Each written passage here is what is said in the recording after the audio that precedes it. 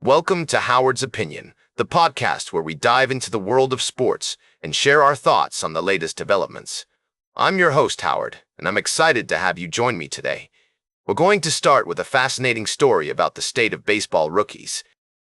The numbers are in, and it's clear that the game is changing.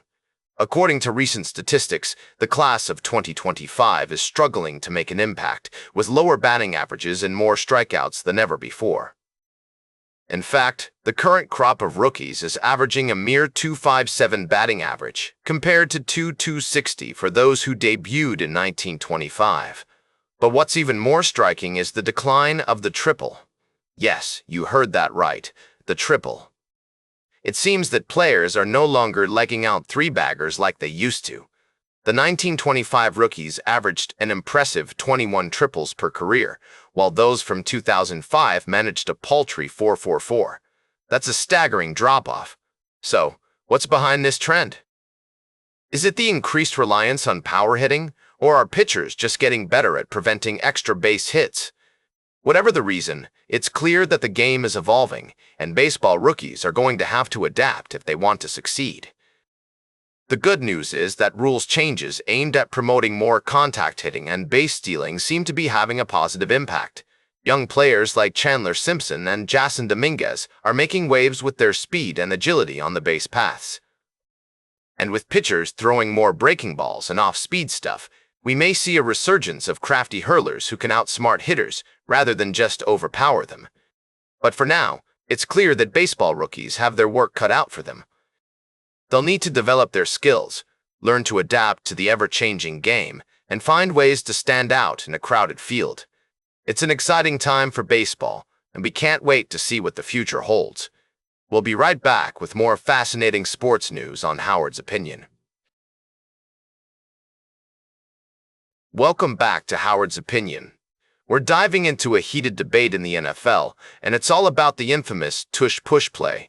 For those who may not know, this is a tactic where a quarterback is pushed from behind by their teammates to gain extra yards, often in short yardage situations. The Philadelphia Eagles have been notorious for using this play, and it sparked a lot of controversy around the league.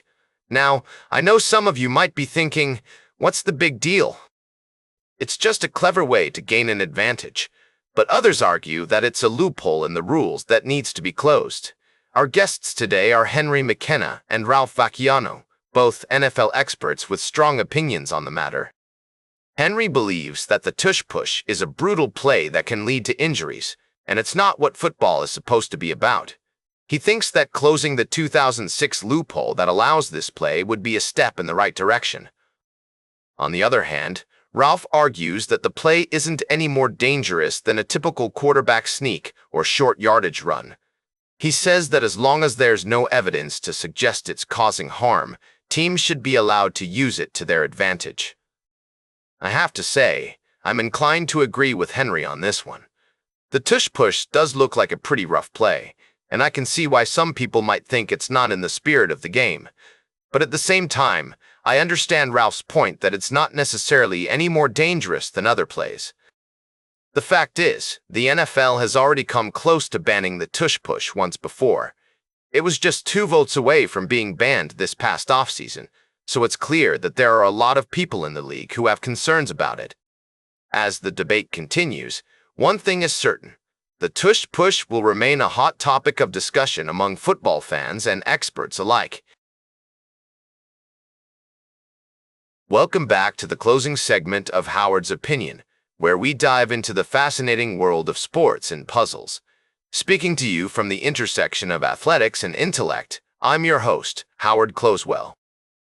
Today, we're going to tackle the New York Times' Connections Sports Edition, a game that puts your knowledge of sports to the test. As we explore this engaging puzzle, let's break down the categories and see if we can uncover the common threads between words. The yellow category, for instance, features things a stadium vendor sells: beecot, cotton candy, hot dogs, peanuts. These are all familiar items you'd find at a sporting event, but what's the connection between them? Is it the fact that they're all consumable, or perhaps that they're all associated with a specific type of venue? Moving on to the green category, We have NBA Arenas, Barclays, Little Caesars, Smoothie King, United. These are all names of famous basketball stadiums, but what's the link between them? Is it the fact that they're all named after corporate sponsors, or perhaps that they're all home to specific teams? The blue category is particularly intriguing, featuring famous nicknames for NFL defenses: Legion of Boom, Orange Crush, Purple People Eaters, Steel Curtain. These are all iconic names that evoke a sense of intensity and competition, but what's the connection between them? Is it the fact that they're all associated with specific teams, or perhaps that they're all known for their fierce defensive strategies? Finally, we have the purple category, which features NFL teams with the second-to-last letter changed: Beads, Bees, Biles, Packets.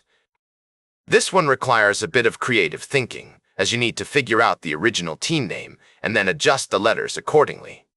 As we wrap up today's Connections Sports Edition, I want to leave you with some food for thought. What do these categories tell us about the world of sports, and how do they reflect our broader culture? Is it the emphasis on consumerism, the importance of teamwork, or perhaps the role of branding and marketing? These are just a few of the questions that come to mind as we explore this engaging puzzle. And remember, the beauty of Connections Sports Edition lies not just in finding the right answers, but in understanding the connections between words and ideas. That's all for today's Howard's Opinion.